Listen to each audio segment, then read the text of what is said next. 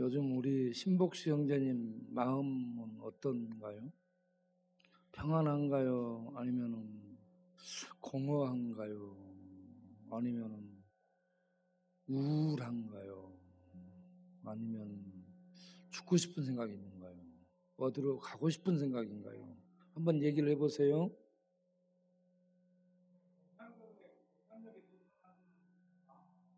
그런 것 같은데. 그러니까 주님 다시 배울 날이 날로나고 가깝다. 그래서 지금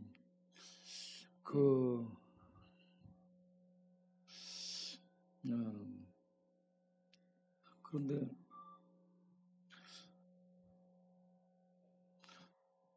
절대로 죽으려 하지 마세요.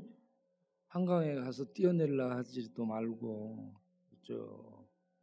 어디 가서 이렇게 죽으려는 생각하지 말고 하나님 저에게 힘을 주옵소서, 지혜를 주옵소서, 능력을 주옵소서 기도해가지고 하나님이 살게 하시는 동안 하나님 일하며 살겠습니다.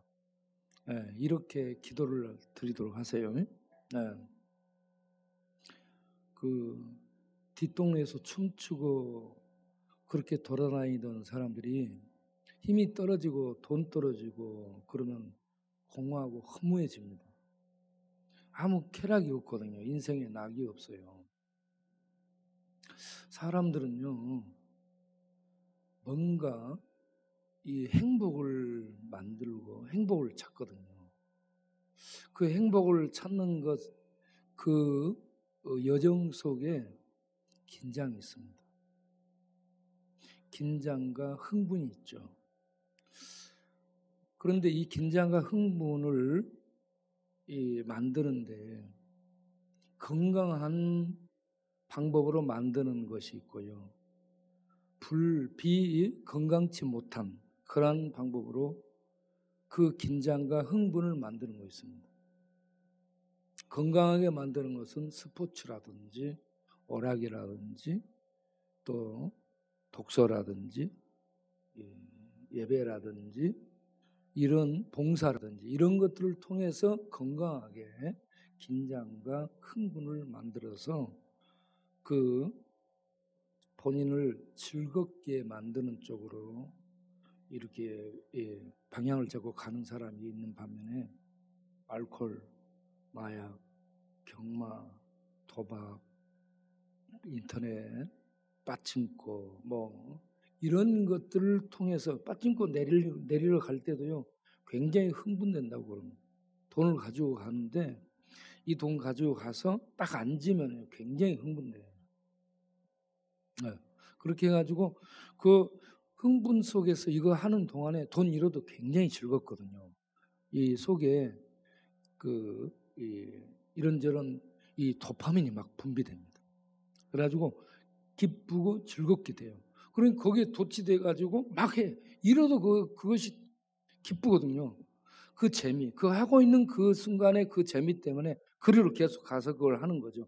이게 이제 중독되는 건데 그렇게 해서 긴장 속에서 흥분과 함께 그걸 하게 되는 그게 순간에 이 쾌락이 그를 즐겁게 만들어주는 거죠. 그러니까 거기에 중독돼서 그거 하다 보면 집 팔고 돈 빌리고 그렇게 해서 이제 나중에는 망하게 되고 도망 다니게 되고 그렇죠. 그렇게 되면 야 이거 인생 살아서 뭐 하겠냐 죽자 그래가지고 연탄가스로 불 피워놓고 죽을까 아니면 산에 가서 목매달아 죽을까 뭐 한강에 가서 뛰어내려 죽을까 생각하죠. 그런데 죽으려고 이렇게 가서 보면은 공원에 갔다 나무 묶으러 갔는데 사람이 많아서 못 죽는 거예요. 한강에 갔는데 한강에는 왜 못 죽어요? 그 마포도에 걸어가면요 다시 한번 생각해 보시기 바랍니다. 이게 계속 나와요. 그러니까 그 말이 계속 나오니까 죽는데도 집중해야 죽을 수 있어요. 집중이 안 돼. 죽으려는 거기에 집중이 안 돼요. 그래가지고 못 죽고 쭉 가서 돌고 오는 거죠.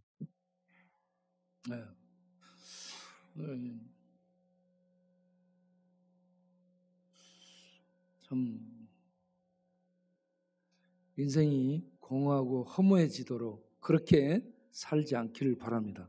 그렇게 살았을지라도 이제 돌아와서 하나님 믿고 하나님의 말씀의 인도를 받아서 새롭게 살 수 있는 이런 마음을 먹고 말씀 속에 자기를 들어보내고요. 말씀의 숲속에서 자기가 걸어갈 수 있도록 말씀 속으로 들어갈 수 있기를 바랍니다.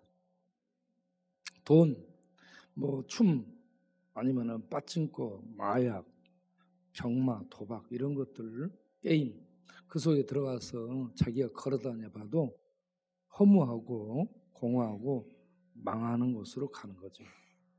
거기서 나올 수 있기를 바랍니다. 믿음으로 나오셔야 돼.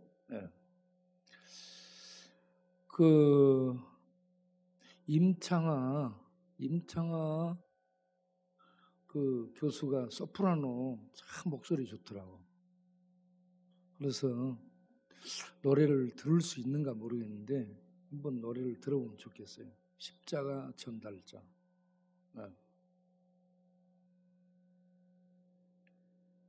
한번 들어보겠어요. 오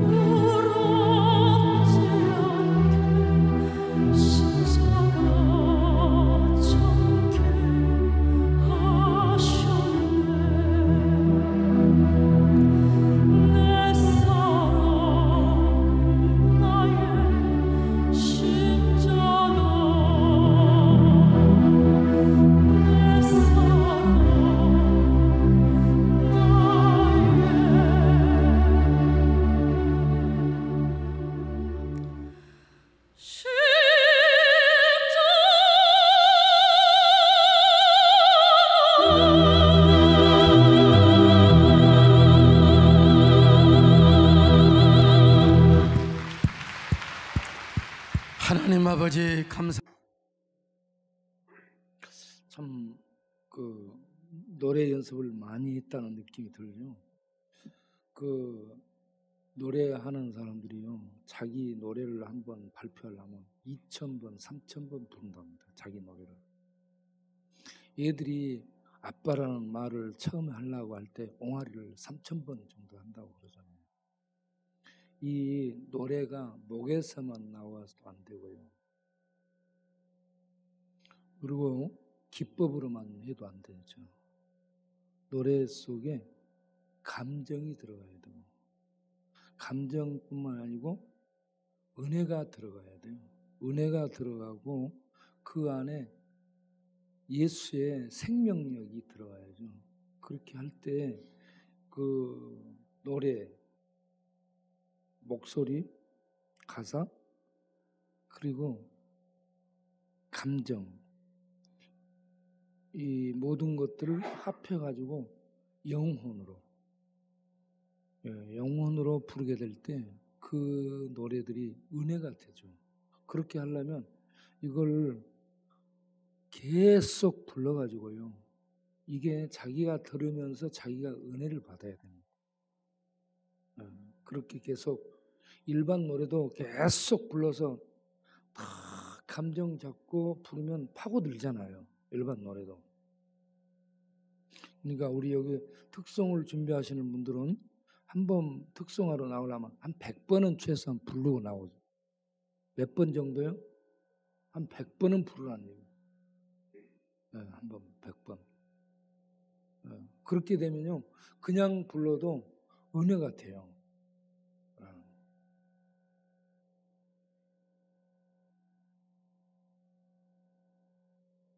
그 노래를 본인이 부르잖아요. 100번 부르잖아요.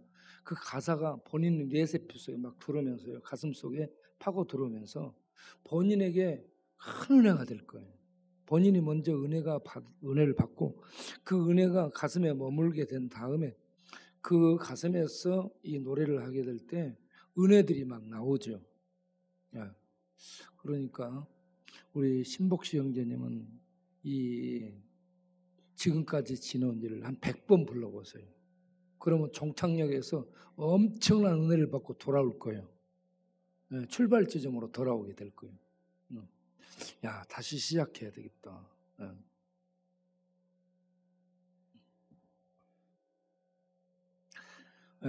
오늘 오전에 제가 말씀을 드렸던 것이 요한복음 14장이죠. 요한복음 14장 보게 되면 마음의 근심 걱정을 합니다. 누가? 제자들이. 왜? 요한복음 12장을 보면 6월절 엿새 전에 예수님이 베다니에 도착하거든요. 마지막 세 번째 공생의 기간에 마지막 6월절을 지내는 상황입니다. 6월절을 지내러 예루살렘에 3번 올라가죠. 2장, 6장, 12장. 그런데 13장에서 6월절 전에 바로 이제 6월절이 다가왔어요. 6월절 바로 전에 가룟 유다 목요일. 금요일이 6월절 죽는 양이죠. 죽는 날. 6월절 양으로 금요일에 죽는 거죠. 그래서 목요일 밤에 제자들과 성만찬을 하죠. 거기에 성만찬 하는데 가룟 유다도 같이 예수님과 함께 성만찬에 참여합니다. 같이 떡을 먹죠. 그런데 그는 예수님을 팔 마음을 이미 먹고 제사장들과 의논했고, 그렇기 때문에 떡을 받은 다음에 예수님이 뭐라 해요? 네 할 일 하러 가거라 라고 얘기합니다. 그러니까 가룟 유다가 밤중에 나가죠. 어둠이 지배하는 그런 사람이었습니다. 그러한 이 가룟 유다가 이제 가고 난 그런 상황에서 제자들이 근심 걱정이 되잖아요. 그래서 예수님이 이제 가신다고 하신 그런 말씀도 하시고 그러니까 제자들이 근심 걱정을 해요. 그때 주님, 우리가 주님께서 어디로 가는지도 모르고 가는 목적지도 모르는 거예요. 그렇기 때문에 가는 길이 어딘지도 모르는데 우리가 어떻게 압니까? 라고 얘기하죠. 너희가 나의 가는 길을 알리라. 라고 말씀을 하셨기 때문에 주님 어디로 가는지, 지금 주님이 하나님께로 간다라는 말을 했지만 모르는 거죠. 왔던 곳으로 아버지께로 간다는 얘기를 해도 모르는 겁니다. 그리고 그 아버지께로 간다면 어디로, 어떤 길을 통해서 가는지도 몰라요. 그래서 주님이 어디로 가시는지, 어떤 길을 통해서 가시는지 우리가 모르는데 어떻게 우리가 알겠습니까? 그런 얘기들을 하게 되죠. 그때 주님께서 걱정하지 마라. 내가 아버지께로 가서 너희 있을 곳을 준비하고 다시 데리러 오겠다라고 하면서 너희가 내 가는 길을 알게 되리라. 내가 곧 길이고 진리고 생명이다라는 요한복음 14장 6절 말씀을 하고 나죠. 그러니까 주님이 가신다, 길 뭐 이런 얘기를 하고 나니까 빌립이 그 다음에 평소에 그 궁금했던 말을 하죠. 하나님을 좀 보여주시면 좋겠습니다. 이제 예수님이 떠난다니까 하나님을 보여주시면 하나님 믿고 살겠습니다. 이런 의미에서 하나님 좀 보여주세요. 그런 얘기를 하죠. 14장 8절에. 그러니까 예수님이 14장 9절에 뭐라고 얘기합니까? 야, 나를 본 것이 아버지를 본 거야. 나를 본 것이 하나님을 본 것이야. 그렇게 말씀을 합니다. 14장에서 중요한 얘기들이요. 마음에 근심하지 마라 1절. 14장 6절에 내가 길이고 진리고 생명이다. 9절에 아버지를 본 것은 나를 본 것이다. 사람들이 하나님 보고 싶어 하는데 예수님이 하나님이라는 얘기입니다. 예수님이 하나님이고 예수님이 하나님을 드러내신 하나님이고요. 예수님 믿는 것이 하나님 믿는 것이고 하나님 믿는 것이 예수님 믿는 것이죠. 그런데 이제 그들에게 문제점이 뭐예요? 하나님 믿는데 예수님을 안 믿죠. 그래서 예수님이 야, 하나님을 믿으니 또 나도 믿어라 라고 1절에 얘기를 하는 겁니다. 세상 사람들 어때요? 하나님을 믿는다 합니다. 아유, 우리가 전도하게 되면 하나님 안 믿는 사람이 어딨냐고 얘기하죠. 다 하나님 믿어요. 자기 나름대로 하나님 다 믿어. 그런데 하나님이 원하는 믿음은요, 하나님의 아들 예수를 믿는 믿음을 통해 하나님 믿는 겁니다. 그런데 세상 사람들은 그게 아니에요. 자기 나름대로 하나님 믿는 거예요. 그냥 하늘님을 믿는 거죠. 유대인들도 그렇죠. 성경 가지고 율법책 가지고 제사 가지고 성전 갖고 있으면서 그걸 그들에게 준 하나님은 믿는데 하나님이 보내신 메시아로 보내신 예수님은 안 믿는 그런 상황이었죠. 그런데 그 앞에 보게 되면 예수님 믿는 사람들이 계속 나오고 있죠. 니고데모도 예수님을 믿게 되고 4장 요한복음 4장에 수가성 여인이 저는 이게 대낮에 예수님이 만났다는 것을 확신합니다. 이 여인은 오후 6시 로마 시계로 오후 6시에 나왔으면 동네 사람들이 전부 물길로 나와요. 그럼 거기서 예수님이 이런 대화할 시간이 없어요. 사람들 속에서. 대화가 안 되죠. 혼자 있으니까 예수님이 그 여인하고 대화했어요. 그래가지고 예수님이 이제 유대인에서 선지자에서 메시아로 그가 얘기한 대로 내가 메시아다라고 밝히면서 그가 메시아를 만나서 영혼이 눈이 떠지고 살아나게 되죠. 거기에서는 메시아를 이 여인이 믿는다는 얘기는 안 나와요. 그런데 메시아를 만난 다음 그가 메시아를 믿고 바로 그 기쁨 중에 동네에 들어갔죠. 동네에 들어가 물동이 놔두고 동네에 들어가서 내가 메시아를 만났다. 나의 모든 과거를 말한 그분을 와서 보라라고 전도를 하죠. 그러니까 동네 사람들이 그 말을 듣고 물두는 데로 오게 되죠. 물 기르는 곳으로. 그래 가지고 거기에서 예수님의 말씀을 듣죠. 그러면서 동네 사람들이 많이 믿었더라라고 얘기합니다. 그들이 예수님의 말씀을 직접 듣고 우리가 그를 직접 보고 믿노라라고 고백을 하고 있습니다. 그러면서 그들이 예수님께 이틀을 더 머물다 가라고 유하고 가라고 이제 청하게 되죠. 그래서 예수님이 거기에서 이틀을 더 머물면서 거기에서 하나님 나라 복음을 전하게 되고 가르치죠. 그러니까 이게 밤중 이 오후 6시면 이렇게 될 수 없습니다. 그 예수님이 만난 게 낮이고 이 여자가 이렇게 오후쯤에 이렇게 예수님을 만나서 알게 됐고 오후쯤에 들어가서 동네에서 사람들을 데리고 와가지고 거기서 사람들이 이제 모여서 예수님의 말씀을 듣고 저녁 때쯤 되니까 머물고 가라고 얘기했다는 거죠. 이렇게 그림이 짜지지 않습니까? 이와 같이 이런저런 상황과 사건들을 통해서 예수님을 믿는 사람들이 계속 나오고 있습니다.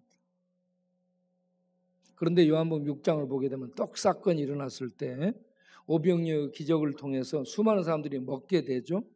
그런데 예수님이 말씀을 전하니까 하나님의 말씀을 전하니까 다 가버리죠. 그래서 예수님의 제자들에게 얘기한 부분이 너희도 가려느냐라고 얘기하죠. 그러니까 베드로가 주여 영생의 말씀이 여기에 계신데 우리가 네게로 가오리까 라는 또 유명한 말을 남기게 되죠. 영생의 떡, 영생의 말씀이 예수님이라는 얘기죠. 이런 말씀 다음에 이제 초막절 요한복음 7장 초막절을 지내고 요한복음 8장에 이 가늠하다 현장에 잡힌 여인 사건을 통해 가지고 너희가 성경에서 영생을 얻는 줄 생각하고 성경을 상고하거냐 너희가 내게로 오지 아니하는도다 라고 하면서 8장 44절에 너희는 아비 마귀에서 났다 마귀의 종자들이라 라고 하면서 내가 하는 말을 너희는 듣지 않는다라고 얘기합니다. 하나님이 하신 말씀, 예수님이 하신 말씀을 듣는 자들이 있어요. 그리고 듣지 않는 자들이 있습니다. 같이 듣는데 같이 있는데 그래서 그들은 도대체 너는 누구냐라고 예수님의 정체를 묻습니다. 그러니까 예수님이 나는 처음부터 너희에게 말하여 온 자니라.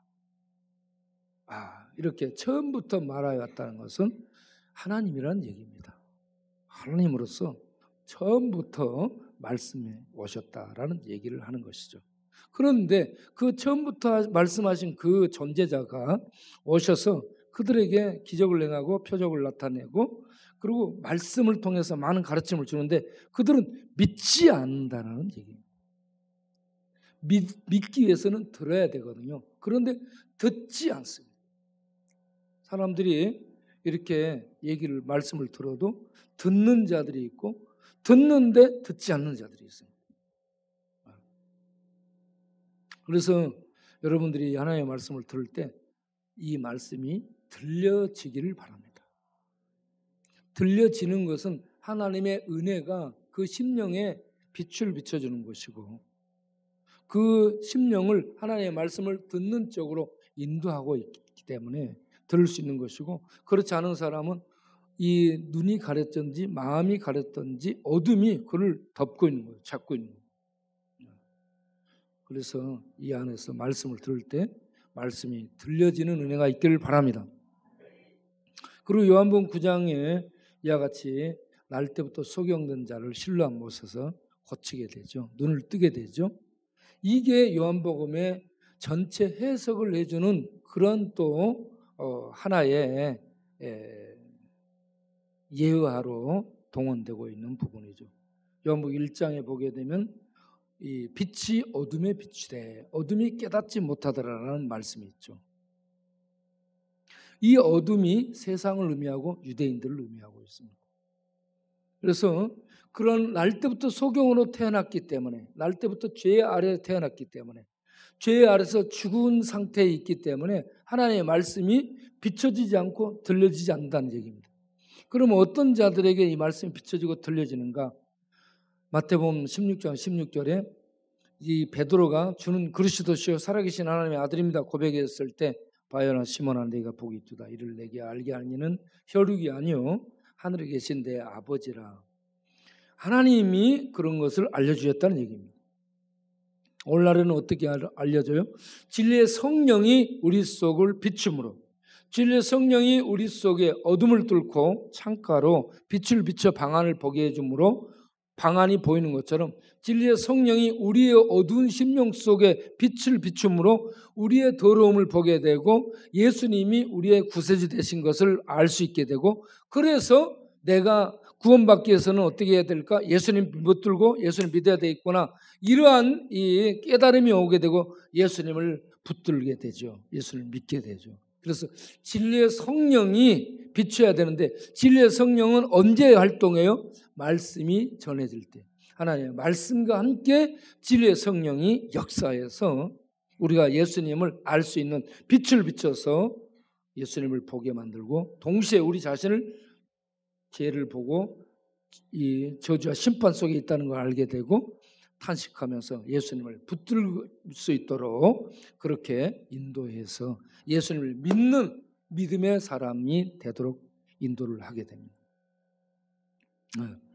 그런 은혜가 말씀을 들을 때마다, 예배 들을 때마다 우리에게 있게 되기를 바랍니다. 그래서요, 우리가 밖에 나가서 저기에서도 계속 찬송하면서 말씀을 전합니다. 찬송을 통해서 마음속에 하나님의 감동이 오게 되죠. 그리고 말씀을 통해서 성령이 말씀을 이 빛으로 이렇게 심령 속을 뚫고 들어오게 되죠. 성령이 사용함으로. 그렇게 해서 여기 오신 분들이 늘 찬송을 듣고 말씀을 듣고 이 마음 속에 빛이 들어와야 되기 때문에, 그렇게 들어올 수 있도록 하기 위해서 늘 말씀을 전하는 것입니다. 왜 제가 이런 방법을 계속 택하고 고집하고 밀고 나가는가? 온 동네 사람들 옛날 상품권 나올 때 제가 전부 모아놓고 상품권이 몇 해 동안 계속 나오는, 계속되는 동안에요, 동네 사람들 전부 모아놓고 예수님을 설명하고 복음을 전해서 예수님 다 믿고 고백하도록 다 만들었습니다. 동네 사람들 전부 예수님 믿고 고백 다 했습니다.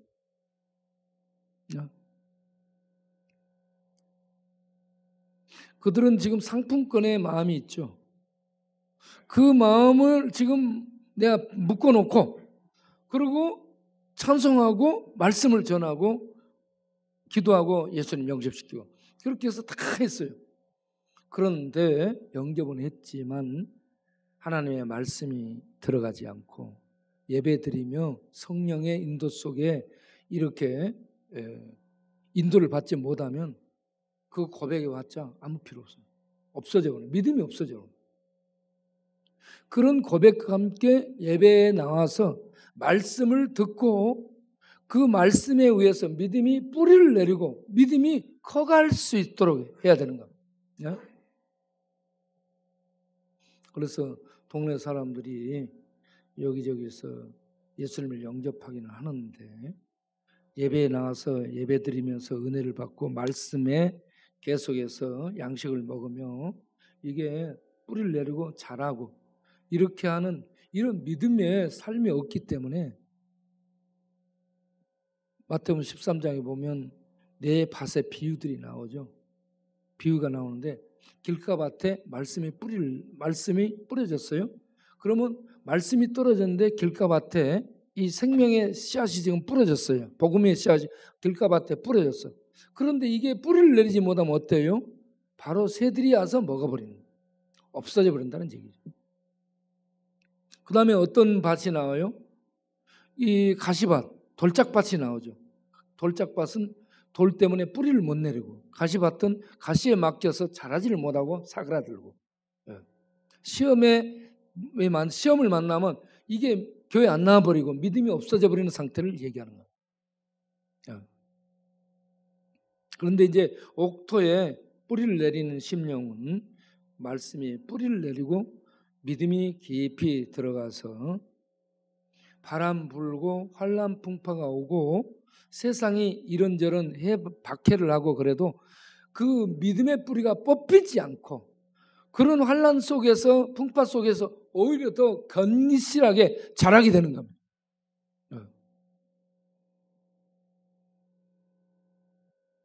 그래서 우리가 이 동네를 돌고 밖에 가서도 계속해서 말씀을 전하는 겁니다. 믿음을 갖도록 말씀을 전하고, 믿음을 가졌다면 이 말씀의 은혜를 통해서 믿음이 더 돈독해지고 뿌리를 내리고, 그렇게 해서 그들이 하나님 앞에 믿음의 사람으로 설 수 있도록, 떡신자, 밥신자 이런 신자가 아니라 말씀에 의해서 뿌리를 내린 신자가 될 수 있도록 하기 위해서 계속해서 복음을 전하고 또 전하는 것입니다.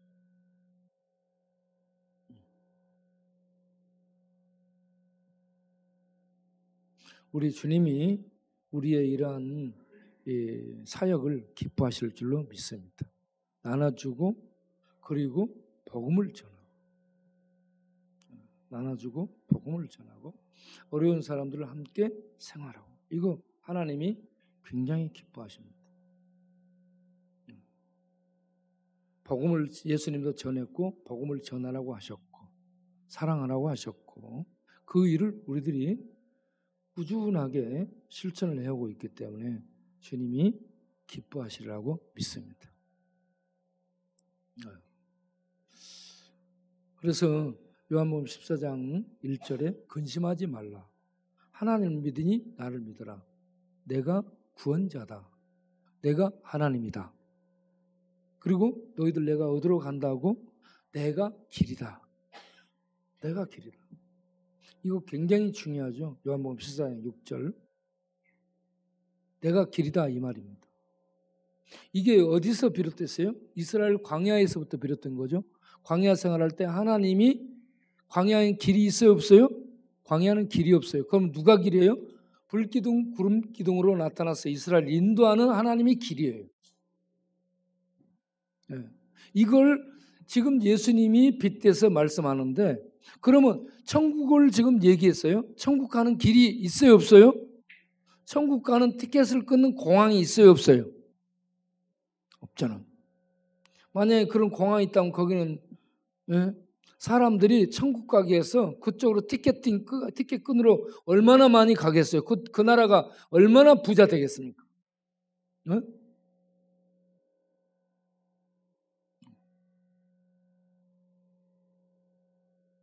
그런데 이스라엘이 광야에 길이 없는데 하나님이 길이 돼서 인도했던 것처럼, 이스라엘에 천국 가는 길이 없는데, 공항도 없는데 천국 가는 길이 있다는 겁니다. 그 길이 예수입니다. 예수님이 천국 공항이에요. 천국 티켓이고 천국에 들어가는 문이고.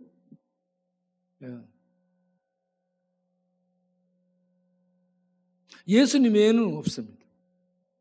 예수님을 믿고 붙들면 그 사람은 천국 들어가는 것이고 천국 안에 있고 그리고 천국에서 살 수 있는 그런 하나님의 백성이 된 것입니다.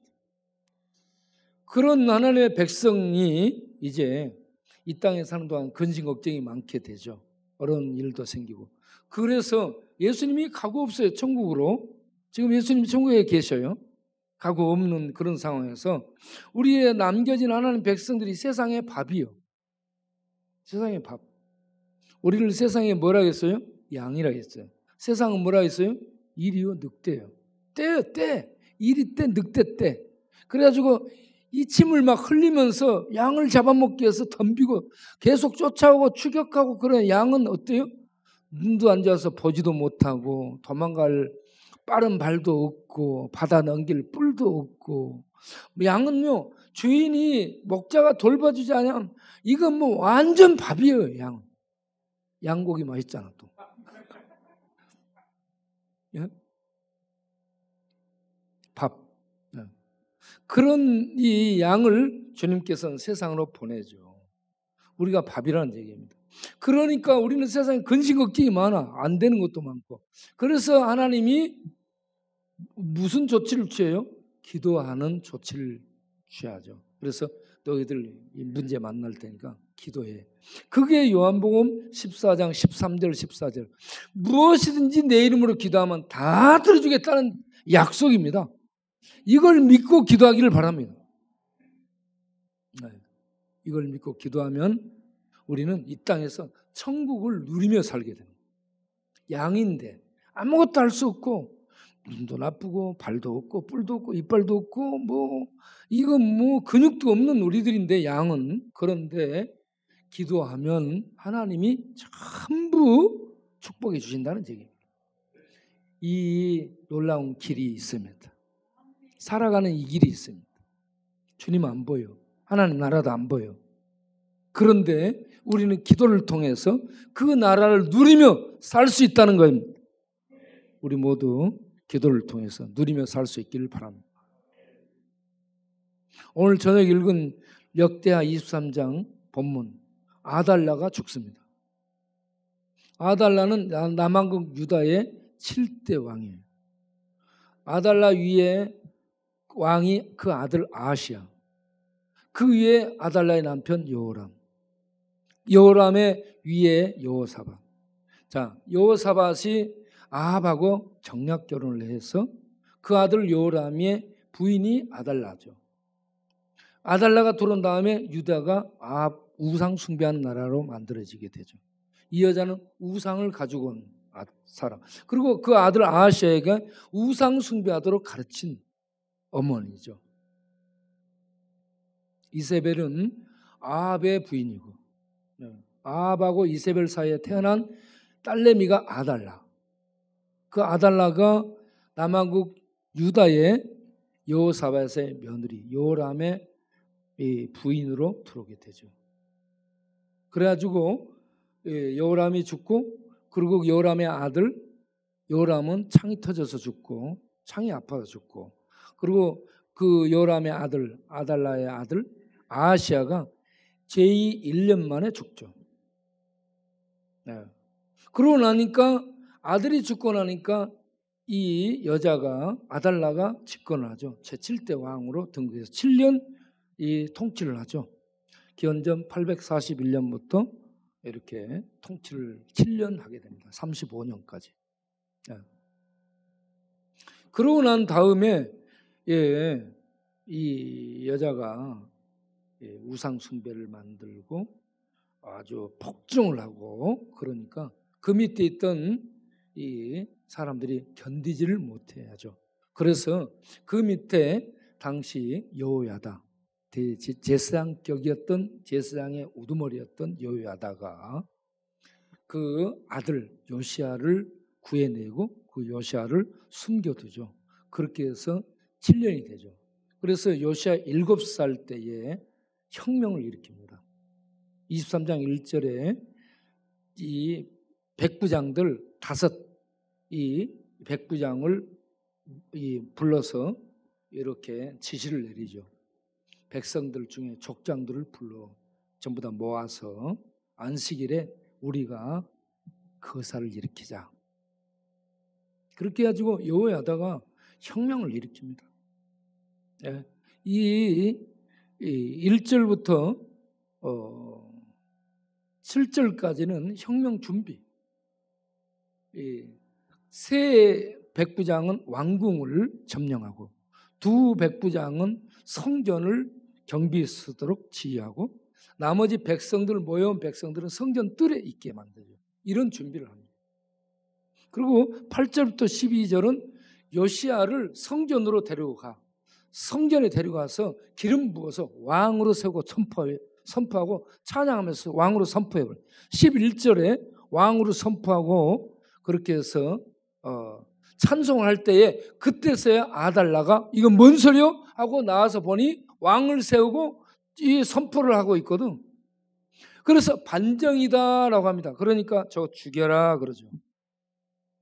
그래서 백성이 들고 일어난 그런 상황에서 상황을 보니 자기의 휘하가 아무도 없어요. 다 이미 장악돼 가지고.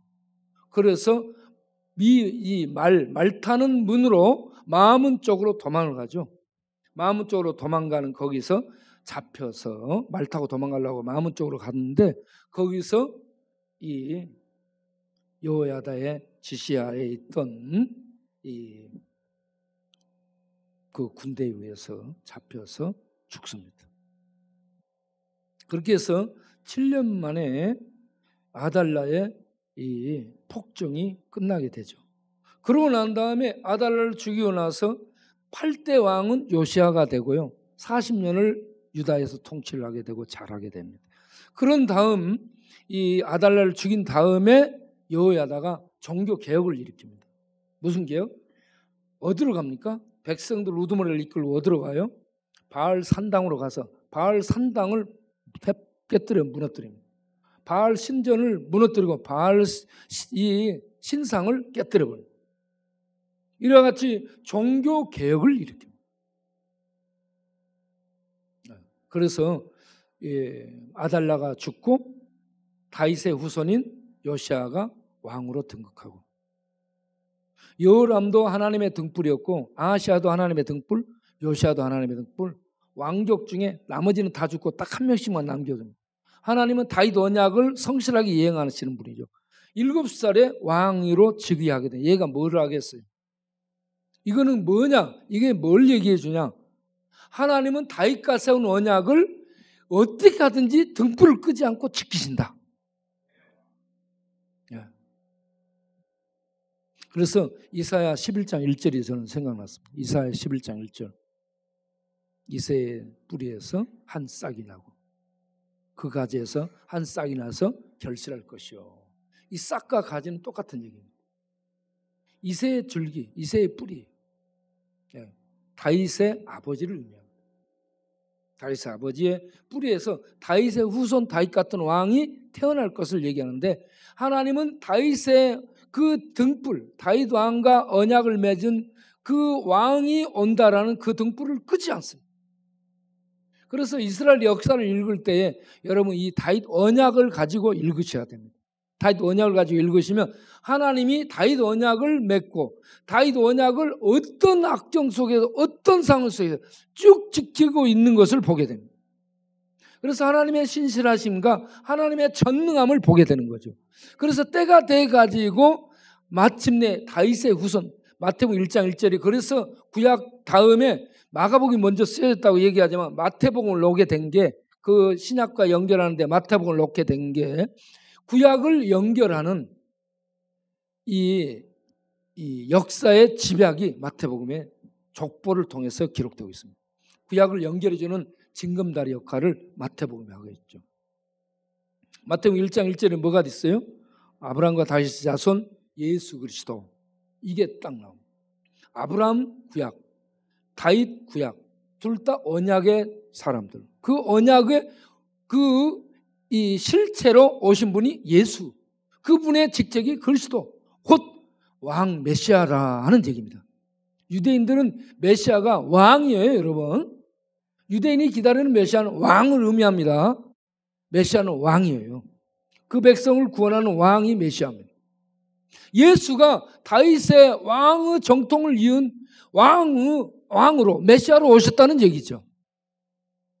그래서 이사야 11장 1절에 예언된 이새의 줄기에서 싹이 나고,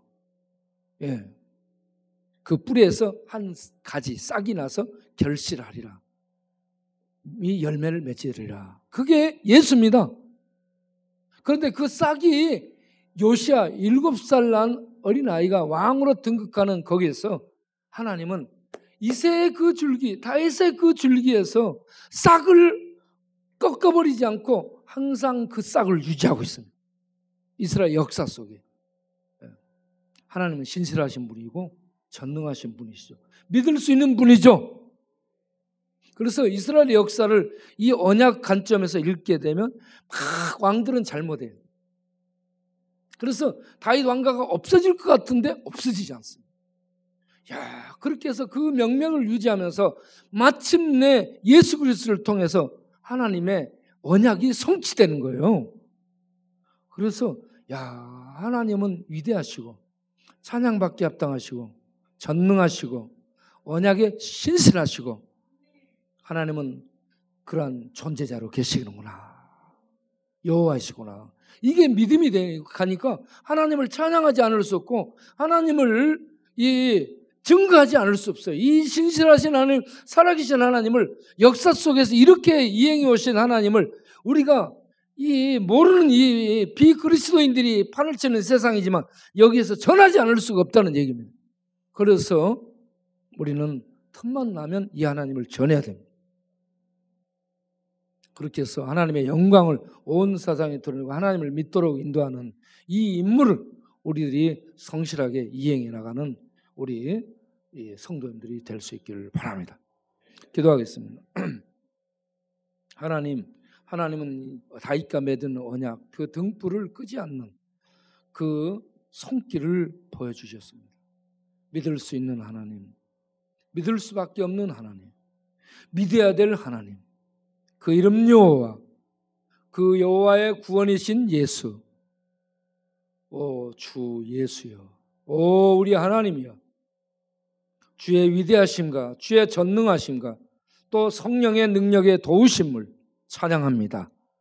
삼위 하나님께 감사와 찬양과 영광을 돌리며 우리에게 주어진 우리 시대에 우리에게 주어진 이 사명을 흑암이 온 세상을 덮고 온 세상을 흑암이 휘젓고 온 세상을 흑암이 통치한다 할지라도 흑암 속에서 이 하나님의 이 찬란한 하나님 나라의 생명을, 그 하나님 나라의 그 은혜를 이 세상에 등불이 되어 전할 수 있는 우리들이 되도록 힘을 주시고 성령의 기름을 부으시고 능력을 더하여 주시고 흑암의 이 죽음이 지배하는 광야를 우리가 믿음으로 말떨리며 하나님의 이 생명의 영광을 계속 증거하는, 그래서 사람들이 그 생명의 등불을 보고 죽게 돌아오도록 인도하는 이 일을 우리가 잘 감당할 수 있도록 주님 붙잡아 주옵소서.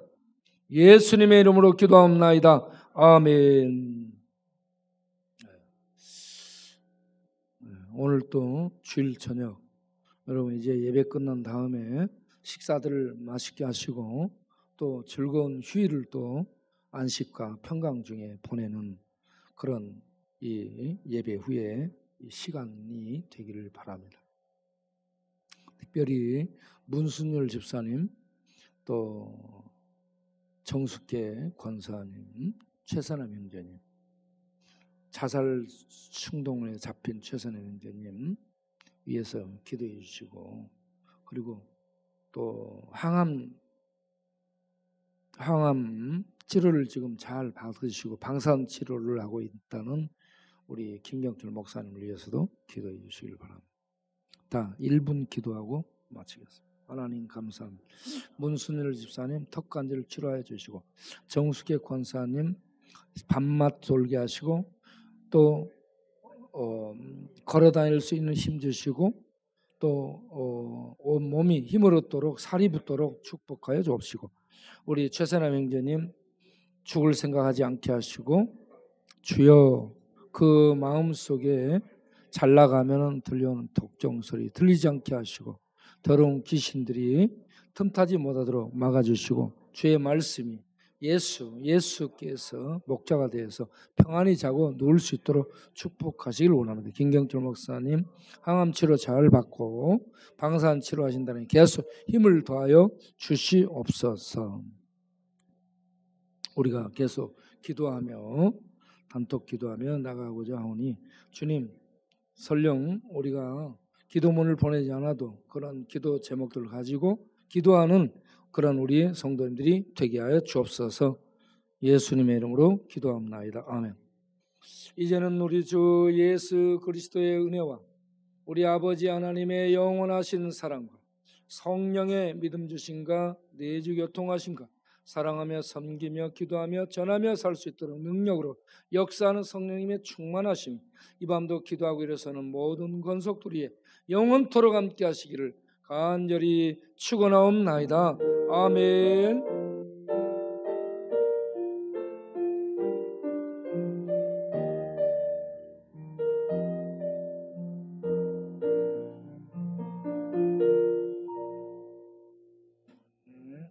마쳤습니다.